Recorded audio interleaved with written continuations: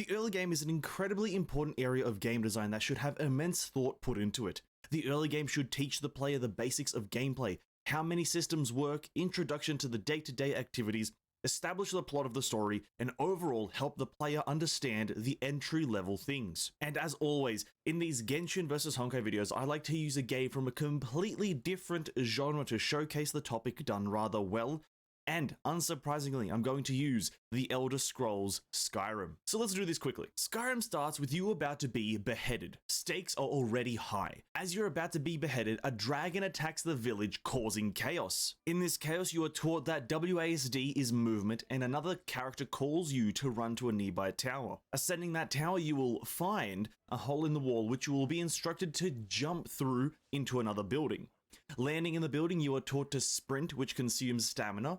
Following the path, you get to a turning point in the game where you have to choose between Hadvar and Ralof. If you choose Hadvar, you're smart. If Ralof, you're cool. But what this actually does is introduces the concept of choices matter, choices having weight. Choosing Ralof will give a moderately different tutorial than Hadvar. Regardless of who you choose, you will eventually be taught on how to loot enemy corpses for items, searching surrounding areas for random pickups, and the stealth system involving a bear, and many more things that my memory probably can't remember. But one thing to take away from this Skyrim spiel is that all of this is done through story connotation. You are learning the mechanics and putting them into practice straight away. You are taught to move, and then you need to move to the nearby tower. You are taught to pick up items, and then you need to pick up items to equip yourself with the weapons to fight oncoming enemies. Gameplay mechanics taught and then immediately put into practice is the best way to learn and remember how the game works. And so I'm going to take a look at how Genshin and Honkai have done this, and to find out for myself, I created one new account for each game and recorded the first hour or so of gameplay to get a feel of what the early game has to offer.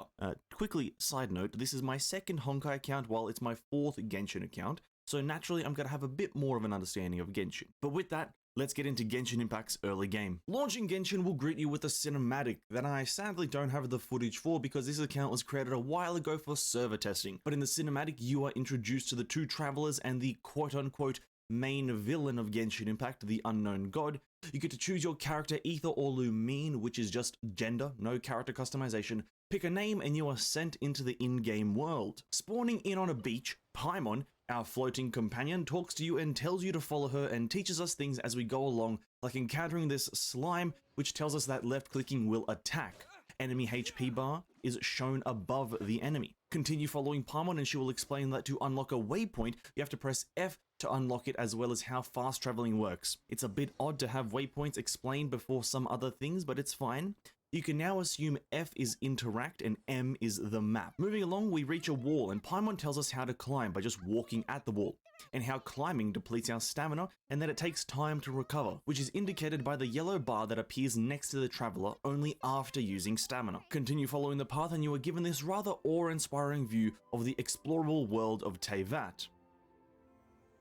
Paimon next tells us to go down to the glowing red pillar, which are called Statues of the Seven, this one being for the Anemo Archon. Making our way towards the statue, there is a moat blocking our path, and Paimon tells us we can swim across. Having already been introduced to the stamina system and seeing as our stamina goes down when we swim, we learn swimming requires stamina. Arriving on the island, a small cinematic plays of us interacting with the statue. The cinematic shows us being imbued with the power of Anemo, which is exactly what happens. We're also shown that the Statues of the Seven unlock map visibility, and then a very important mechanic, elemental skills and bursts. Pressing E will unleash a quick Anemo blast in front of the character, while hold E will charge it up, doing continuous damage and then a massive blast at the end. Pressing Q will launch your burst, which is a forward-moving tornado that sucks up enemies and carries them with it. The cooldown can be tracked for both of these in the bottom right corner. After dealing with the slime menace, we are told to travel to Mondstadt, which we can see in the distance, but you actually have a bit of freedom to explore the immediate area at your leisure. For now though, we shall push on to Mondstadt, where we encounter a few more story things like a dragon and a guy singing to a dragon,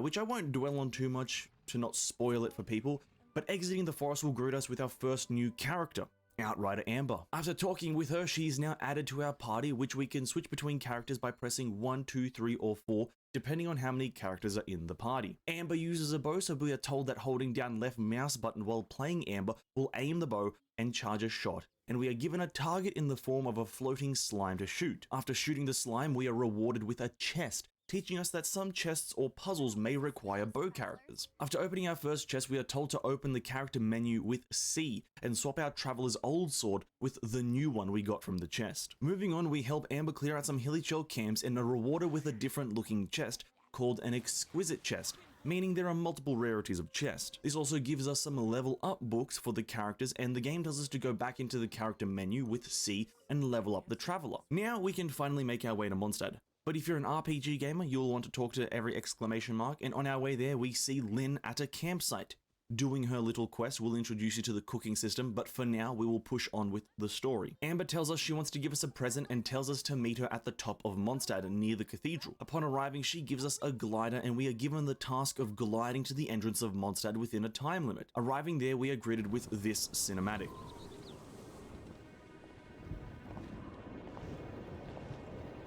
The sky.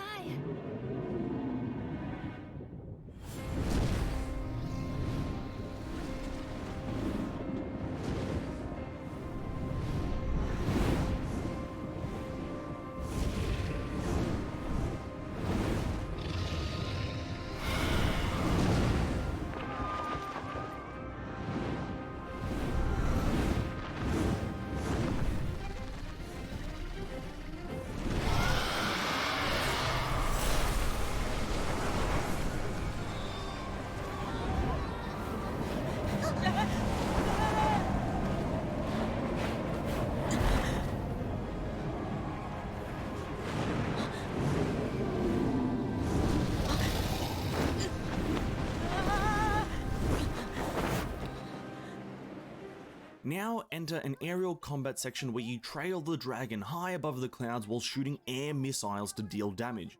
Is this cool? Absolutely. Does the movement and camera angle changes make any sense in regards to physics? Absolutely not. Shooting the dragon till its HP hits 0, we will end the fight and we will glide down to safety. We are then introduced to a bunch of new characters like Kaya, Lisa, and Jean, and then we unlock the most integral part of the game. The wish system. We are given one free roll, using it and...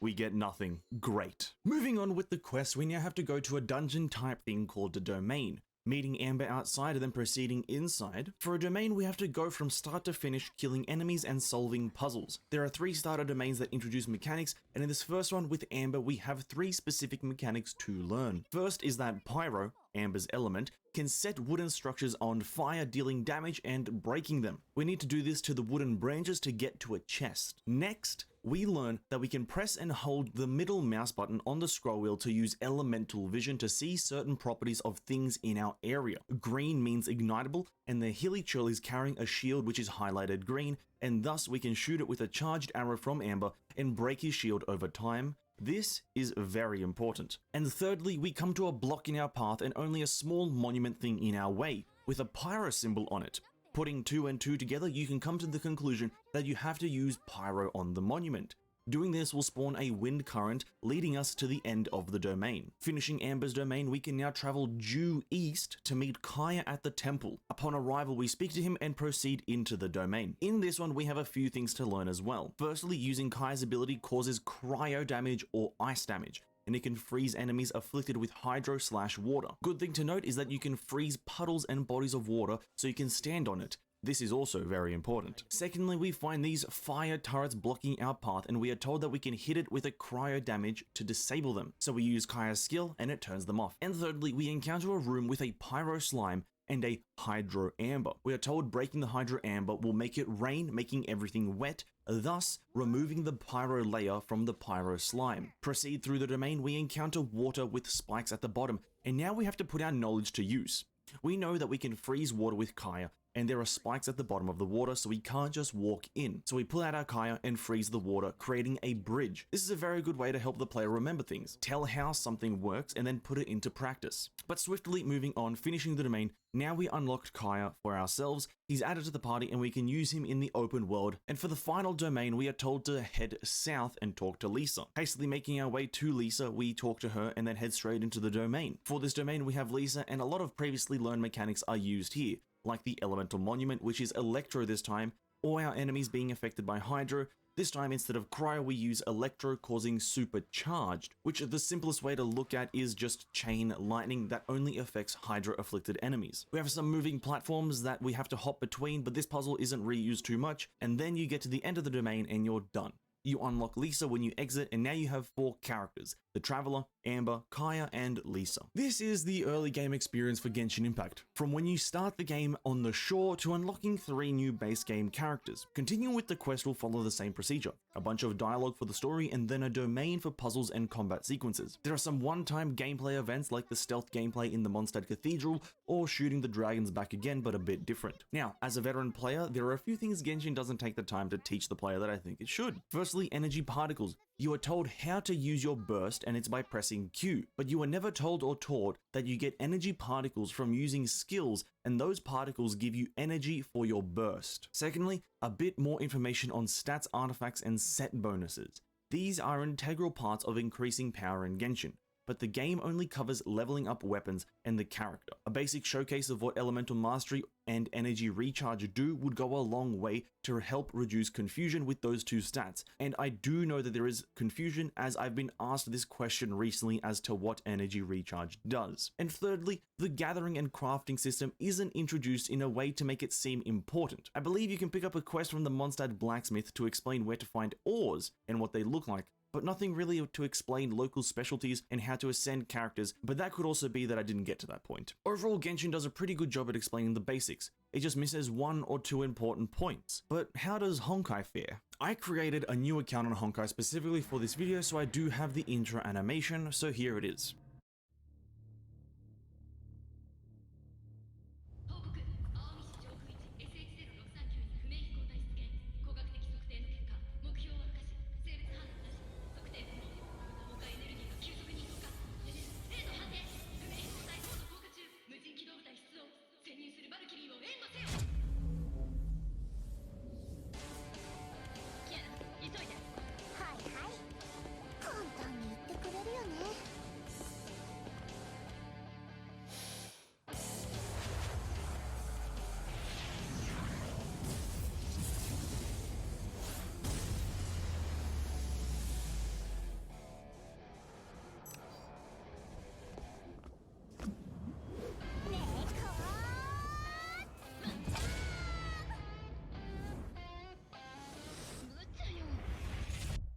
And we're in the game, more specifically standing on the back of a moving jet, and we're told that WASD is to move with the indicator in the bottom left. A blue circle indicates where we have to walk, and an arrow at our feet points us in the right direction. We can assume this is how we find our objectives. Standing on the blue circle spawns an enemy, and we are indicated in the bottom right that pressing J will attack, and continuously pressing J will do an attack sequence. Defeating that enemy will spawn another, and next we are told pressing K will cause us to evade. Evading just before an attack hits you will trigger an ultimate evasion, causing time fracture. Time fracture will slow down time for the enemies, giving the player more time to attack. This gives incentive to dodging and learning enemy attack patterns instead of just relentless assault. Killing that enemy spawns a group of them, and next we are indicated to press I, which isn't explained what it will do, so we just press it and see what happens. Defeating those enemies plays a cutscene, and we move on to the next stage. We are now told that SP is required for ultimates, and you can get SP from attacking enemies or picking up SP packs. And we just so happen to have 3 pickup items in front of us. We try picking one up, and each gives us 15 SP. Now we know what SP packs look like and know what to look for. We can now cast our ultimate and go ham on the oncoming enemies. Following the blue indicators, we now have to fight our way through enemies using the knowledge we just learned. A great way to help the players remember. Tell them how it works, and then put it into practice. Back on the jet, we fight through more enemies, and now we hear sirens and the word warning spinning around us. A new enemy appears with a HP bar at the top of the screen. We've encountered a boss. We can assume now that the sirens and warning symbols mean a boss is about to spawn. We beat him up rather easily, and he escapes actually. Moving on to the next stage, we are introduced to the enemy shield system, and are told that attacking shielded enemies will not stagger them, but breaking the shield will cause the enemies to take increased damage, but the shield will regenerate after a period of time. Blasting through the enemies and meeting up with our dear friend Mei, we complete this stage, and now we enter the main menu of Honkai Impact. We unlock Mei as a playable character and are told to go to the Valkyrie menu and upgrade Mei so we can face powerful enemies. Now, most of the tutorials on the main menu are just follow the indicator tutorials. So we click the level up button, use some XP chips, and level Mei up to level 7. Next, the skill tab is highlighted, and we are told to upgrade our airborne combo. Being told to switch to Kiana, we are now shown how to switch weapons on characters, but we are just given a weapon and shown how to switch them and then also enhance them. Heading back to the main menu, indicated to continue with the main story, we slap Mei into the team and head into the stage. And heading into the stage, we are told about weapon skills that change depending on what weapon you are using. Weapon skills are bound to you. Some Honkai enemies spawn, and we are told that Crimson Impulse, or the Mei we unlocked, is super effective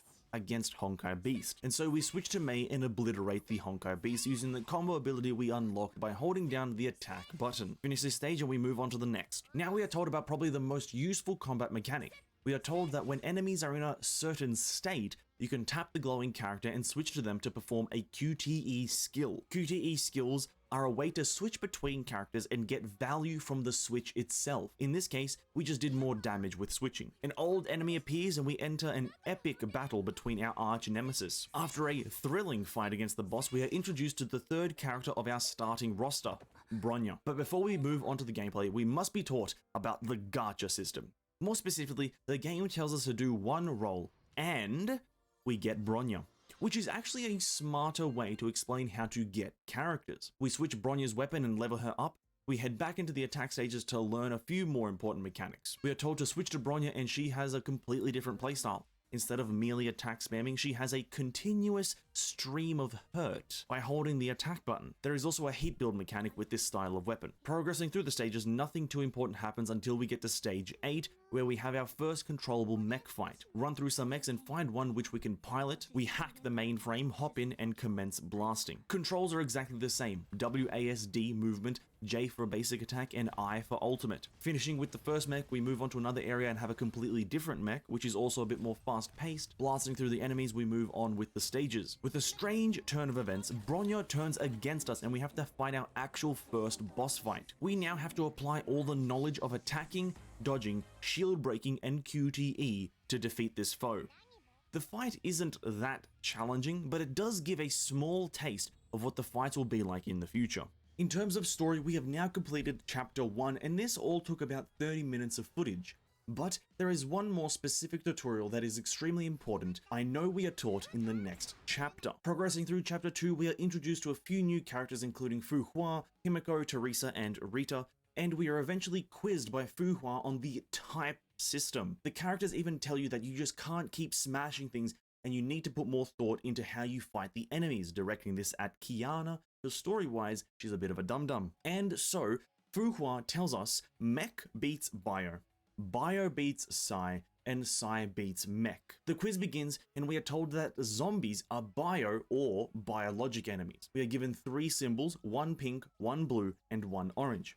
But we aren't given the color association with the types, which would have been super useful. Looking at the enemy we are presented with, we can see that it has orange accents on the clothing, so we can assume orange is bio. And knowing mech beats bio, and the blue symbol closest resembles a mech type enemy, we can safely choose the blue option. Moving to the next question, we have a Honkai Beast. And with only pink being unidentified, pink means psychic. Looking back into the recesses of our mind, we can remember that biologic beats psychic. And finally, we have mechs, and it can only be the last option, which is psychic beats mechs. And now we are given a practical exam.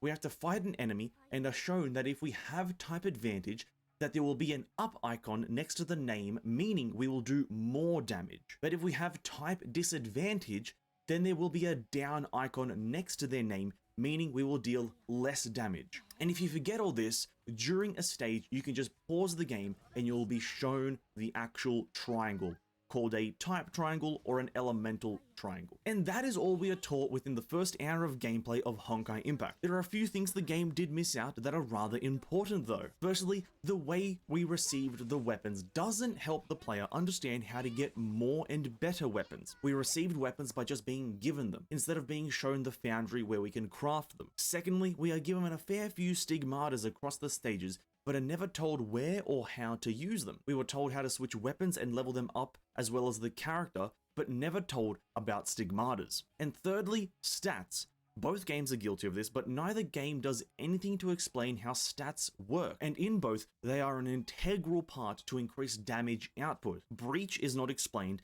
and neither is CRT, which you should not assume is just crit rate. I've done the run through of both games now. Time for a summary. Both Genshin and Honkai introduce and put into practice the basics of movement and combat, but both also leave out some pretty important stuff like elemental particles, stats, and stigmata. Both Genshin and Honkai teach you these things in a way to make you remember, and it's taught like this: explain how it works, and then put it into practice. And to add on, it's all done canonically, through the story. Not some bogus optional tutorial, but you actually have to learn these things through the story progression. And for those who don't know the opposite of this method, it's just called a text dump, which is by far the worst way to create a memorable tutorial. In terms of story, I tried not to spoil anything because both games have a story that I believe is either currently an amazing story or will become an amazing story in the future, that even if you have an inkling to play it, you should definitely try playing it. But in the tutorial, both games establish what or who the villain is, who the main characters are, and to an extent, what the main characters are trying to achieve. In this first hour of gameplay from both Genshin and Honkai, these are my final thoughts. Both games are great. Both games teach the players the basics. But both games miss a fair few important pieces, so neither really deserves the point, do they? So neither will receive a point. But I'd like to hear from you guys. What are your thoughts on the matter? Tell me in the comments down below. Thanks for watching, have a great day, and I'll see you in the next video.